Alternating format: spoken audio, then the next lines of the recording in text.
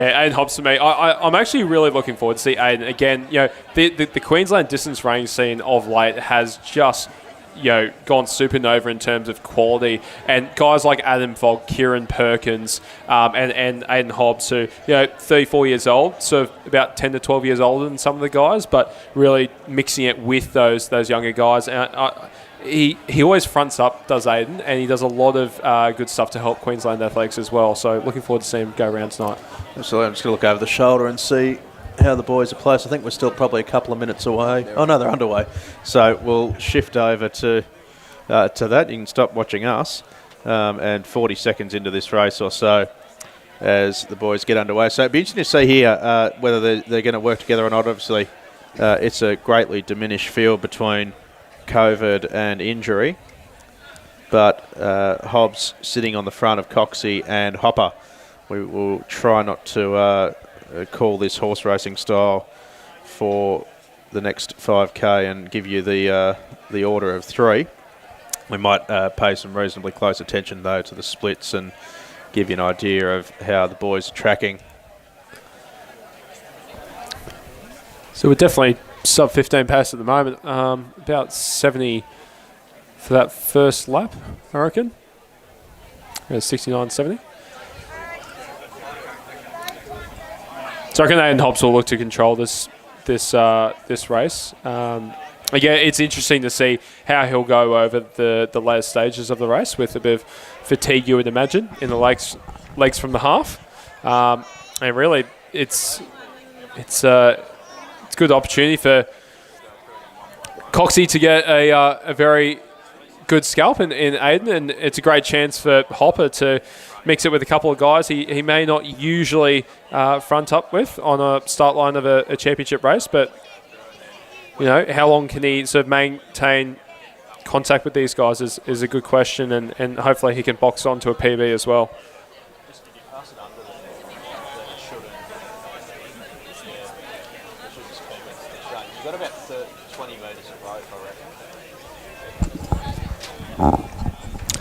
Yeah, so I reckon we're operating at about 70, 71, so about 1440 pace for these guys in the early stages, and we're coming down to the first K split shortly. Just getting ourselves organised for the main events of the night here. So Coxie has actually been running himself back into a bit of form this year. Just had his first child as well during the year, which inevitably knocks you around a bit as far as sleep and preparation goes. Your priorities get adjusted a little bit. Him and his wife Sheridan welcoming their first child to the world. But at his best, sub 220 marathoner, so it's absolutely not mucking around. 254 for that first K, by the way, so 1430 pace we're operating at. So they're moving along. Gap of 2 has certainly opened at the front. And poor old Sam thought I'd done him a favour. Maybe he would have been preferred to running around some company. Having said that, he's going to get a check at the end of it. So. I was going to say earning his money tonight. It's instead of like a wage $1 per hour, it's $1 per kilometre here. So good on Hobbsy for jumping on the plane and coming down.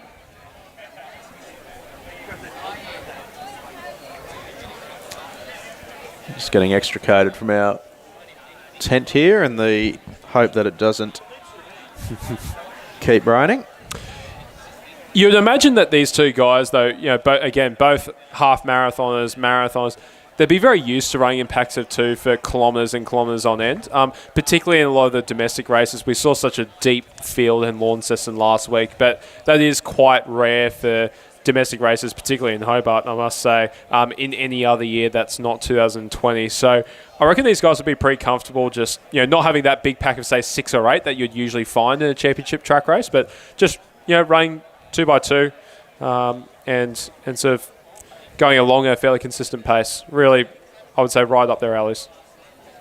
Yeah, and hopefully in such a small field, they can work together, help push the pace, take laps on and off, yep, and drive each other to fast time. Yep. Can't say there's too much switching of the lead at the moment. Coxie very content just to sit on the back of Hobbsy.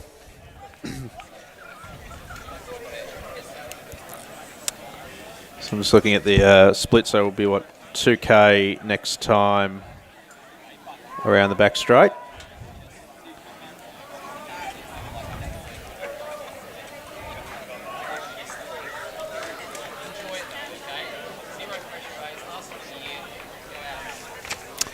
So for those in the stadium running the 4 hurdles, just head on down to the start line so we can marshal you. And Jimmy, this is actually one of the exciting new additions to the program, isn't it? The women's 400 metre hurdles. Well, absolutely. I mean, you'd have to say that New South Wales is the leading state in Australia for that discipline. And Sarah Carley, Jen Cowie, Sarah Klein, Brady Mate, it's going to be a great race. And Sarah Carley, so Dave Higgins gave me a little bit of intel before. 55.40 is the Olympic qualifying mark we will have one eye on as she goes around. Yeah, absolutely. A $500 bonus for anyone running an Olympic qualifier tonight, winning a race. So potentially $1,000 on the line for Sarah or Jen or Sarah Klein, if any of them are able to run under that Olympic qualification mark. So all of these support races from here on in have $1,000 worth of prize money attached to them each. $500 for the winner, $300 for second, and $200 for third. The 2 mile races as the main events of the evening will have quite significant prize money on top of that. So the prize money for the 2 mile races will be $2,000 for the winner, $1,200 for second, and $800 for third, with a $500 bonus for the race record. Which occurs to me that I should probably look up what the women's race record is. 3:57.29 for Jordan. I'm going to say 4:37 something. Yeah, I think that's right. Right, Britt McGowan? It's first edition? First edition, yeah. So the difficulty with the women's is that it hasn't always been a mile. So a lot of those, this is the 7th running of the Albie Thomas Mile, but we have had 1,500 metre events, of course, in for the women's at some of those. But ever since the reintroduction of the Australian Mile Championship, both events have obviously been the mile. Thanks, Eda. So, 7, here we go. So it's 7:34 for Maddie Cox through that split. They're just going through at about 2.6K. So they're just going through at about 71 second pace. Yep. 14:45 pace. Excellent data, this, isn't it? Yeah. Oh, gee. Big thank you to our photo finish officials. Janet Nixon, I know, is up there. Tony Smythe. Legitimately some of the best photo finish operators in the world. Absolutely. Yeah, do a fabulous job, of course, volunteering their time. Lockie Rain is actually texting me, asking me how we're getting all of this information, so I'll word him up on that later on. That's it.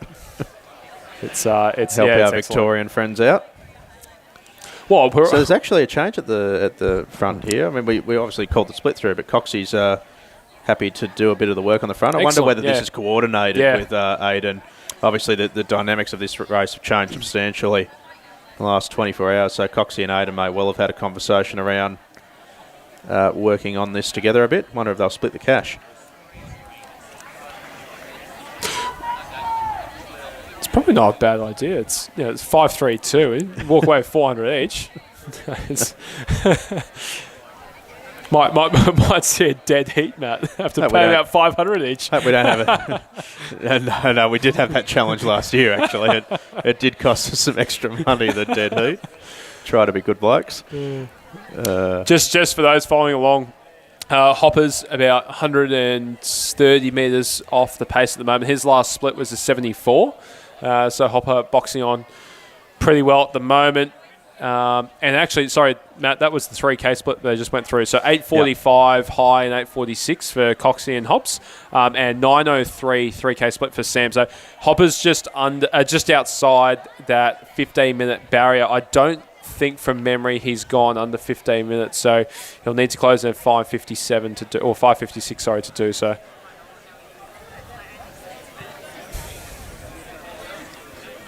I think Hopper might be getting a little bit of.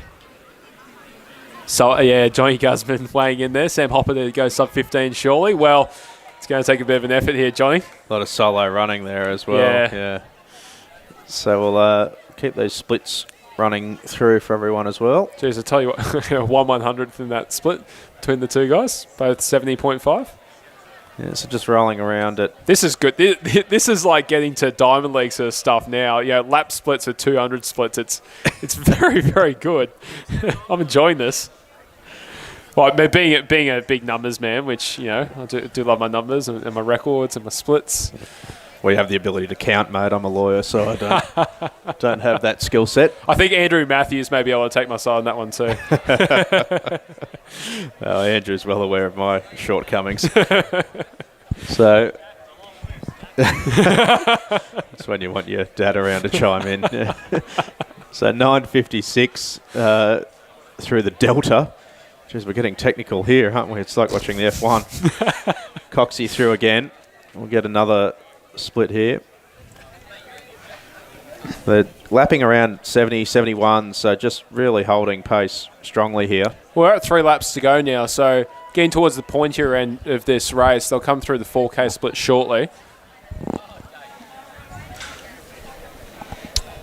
Yeah, so there's 71 there for Coxie and Hobbs, exactly the same to the 100th. Side by side. Yeah, Hopper just slowing up a little bit now, so 75.5 for his last split. So, yeah, solo running probably telling a little bit in those splits for Hopper. Hopefully he can hold it together and still go sub 15:30, I reckon, would be the goal. His form still looks pretty good. He's bouncing. He's got a really bouncy stride, this Hopper, and always fancied him on the track. You get a lot of energy out of the surface. So, yeah, hopefully he can box on well here. Another 75 for him there.